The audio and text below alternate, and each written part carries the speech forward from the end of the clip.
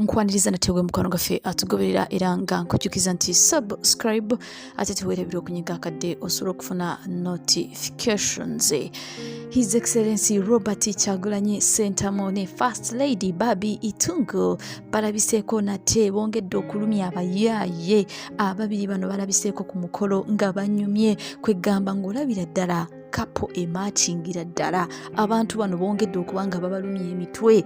Kati Barbie Kyagulanyi Itungo ne His Excellency Robert Kyagulanyi Ssentamu balabiseeko ku mukolo ogwa Governors Awards mu Los Angeles era ababiri bano babadde nga banyumye munnange ng'olabira ddala Barbie Kyagulanyi akagoye kasabudde ke kali akagoye akali simple ali so smart ate n'ekirala kalagira ddala nti munaye mukyala mufirika newankubadde nti aze ku mukolo guno ogw'amaanyi kuliko ba celebrity abenjawulo kuliko abazanyi ba firimu aba TV abakola ku zi TVs abayimbi n'abalala abenjawulo.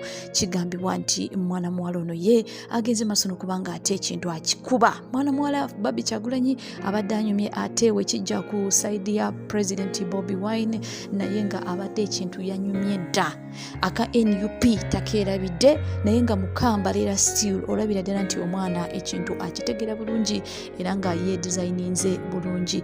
Governors Awards zino zibeerawo buli mwaka era nga baba celebratinga nga abazanyi ba firimu nga bagenda masono kubanga bayitako ku red carpet era tujikira bulungi nti Barbie Kyagulanyi ne Bobi Wine balabikako be bananyini firimu ya People's President era babadde balina okubanga balabikako nate wabula abaana bano bongedde okunyuma bongedde okubanga balumya abayaaye baba bobbye emitwe. Stay tuned. I don't get subscribe.